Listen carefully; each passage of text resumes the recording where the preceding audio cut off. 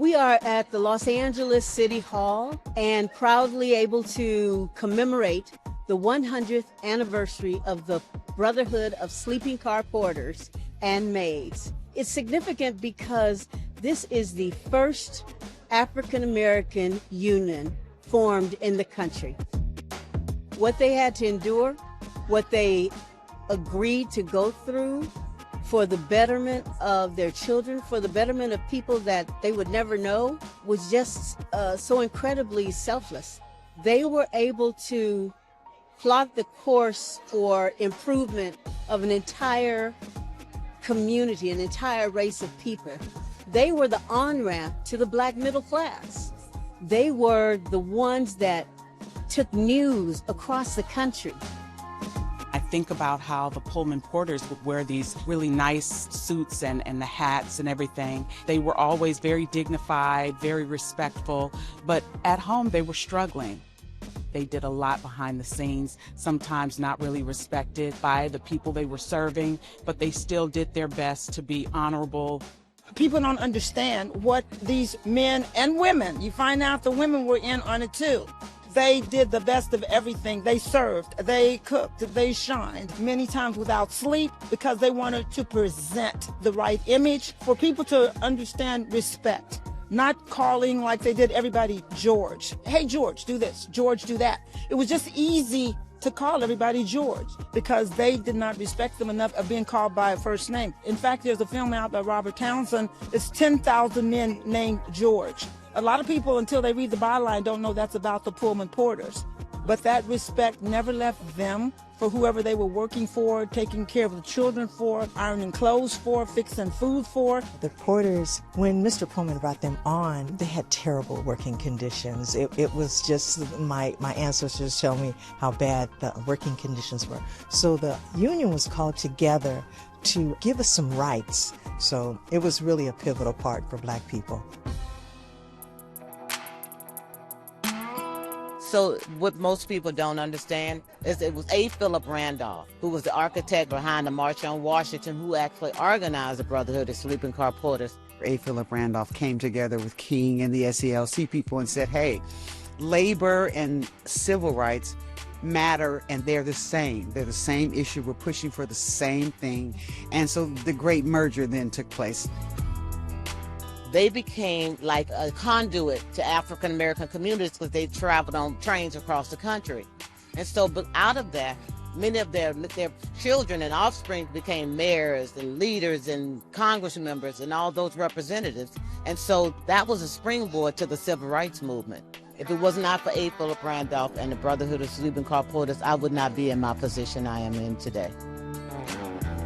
What I believe the contribution of the Pullman Porters organization was over the decades, not only to civil rights, but to the wider society. Well, it did a couple of things. The first thing it did was show Black people amazingly that we can organize and get something accomplished that's worthwhile for the betterment of the entire society. And I mean, it was a wonderful betterment opportunity for Black people, but it also, in any time everyone is doing well, it enriches the entire society. So if Black people are doing better, then everyone is going to do better. And so I think that was the greatest contribution. And it showed Black people that we could do it, that we didn't have to be scared. They showed that we could have courage, and with courage, we could accomplish great things. Every year, our national organization, the Association for the Study of Life and History, they give us our national Black History theme. So our theme this year was African Americans in labor. So we decided that we wanted to focus on the untold stories of just everyday people that have labored to make this country great.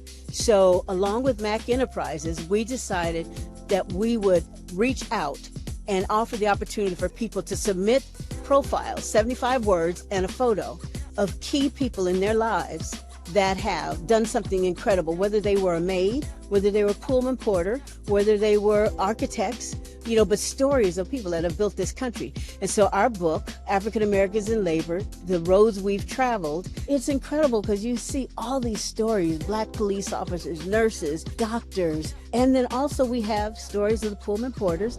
We have stories about the first Black seafarers. We had the first Black surfer. There's some incredible stories that are in there. And so things that people never knew about. So many people don't realize the value of their own family stories.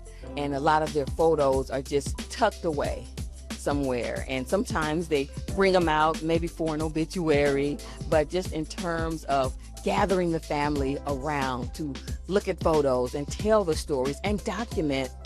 Many people haven't thought about doing that, and this was a good opportunity to do that. And folks they were overwhelmed that their stories showed up in a book, a real book. My grandfather was so very proud of the work that he did as a Pullman Porter. Those stories peppered my childhood. Mostly it was hardship stories that were shared.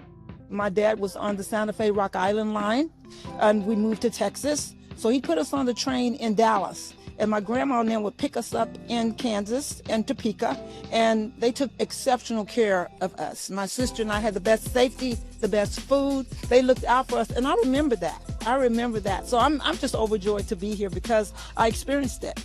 What really resonates with me are the stories that my father and my uncle would tell me about all the people that they would meet and how they were treated and how they treated everyone. People would get on the train and they might have been Black and they didn't know where they were going or what they were doing, but the Pullmans were very kind and said, okay, this is where you want to go, this is where you don't want to go, almost like a green book. My great-grandfather on my father's side was a Pullman Porter, and he was actually also a preacher. He was a Baptist minister and did a lot of work just to make it to the top. And for him, that was a big thing. As I looked back over the years and began to understand the kind of strength it took to suffer the humiliation they had to endure every day, the absolute refusal of the wider society, not just for them, but for all Black people. We're seeing it come back today, too, of their humanity, but they maintained, they were hardworking, they held their peace, they showed a lot of strength and a lot of grace. So I'm just really, really proud of not only the work they did, but the example they set, and for the formation of that union to move forward the cause of all Black people. I mean, if you don't know your history, then you are doomed to, of course, repeat things that were not worthy of being repeated. You really miss the richness of how things evolved, how you arrived to where you are. Certainly for me, having the background of what my grandfather did really laid the foundation for my own ability to have my own home, to be college educated, came from his sacrifice as a Pullman Porter. Now we're in position to do that for our children, and we know that we must. When I was standing in the council chambers today, I was moved to tears just to see how in our own right we've done a lot. We've moved up, we've moved the needle, and we're just continuing on the work of our forefathers. One word is grateful. Grateful and blessed. Even though this is a city hall, we can't ever take for granted that someone is going to value what you value. We try to promote our history, but someone has to be on the receiving end.